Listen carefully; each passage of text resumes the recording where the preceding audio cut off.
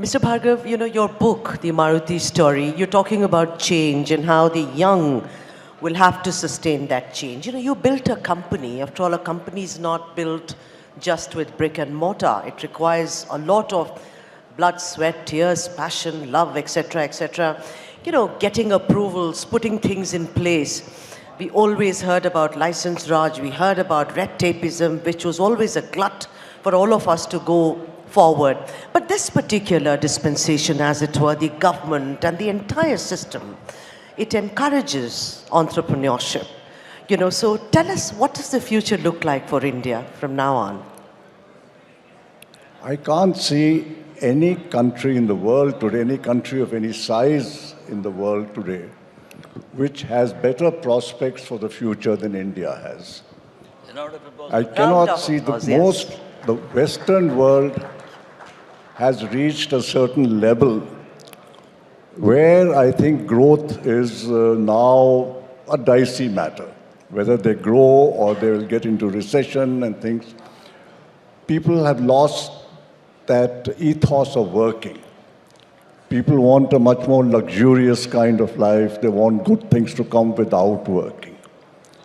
And in India today, people are aspiring to greatly improve not only their own future, but the future of their families and their children in the future.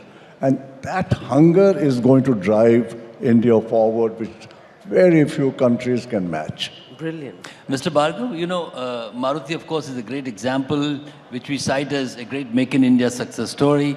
One way of looking at it is that while Maruti has been a great success, we haven't been able to truly replicate that success across sectors, not necessarily just in the auto sector.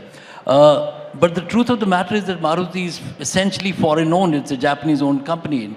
Does ownership have a role, especially in the context of India bringing in Atmanirbhar Bharat? So, how do you look at the Atmanirbhar perspective and this Make in India context, given the Maruti template?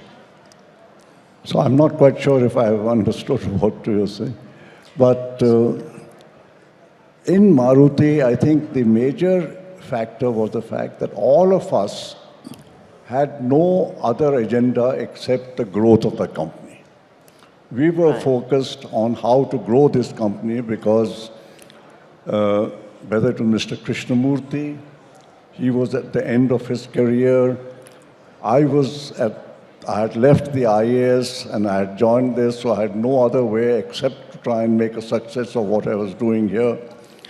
Mr. Suzuki in Japan had gambled the future of Suzuki Japan on the Indian venture, where everybody thought that this was not going to be a success and he was going to go down.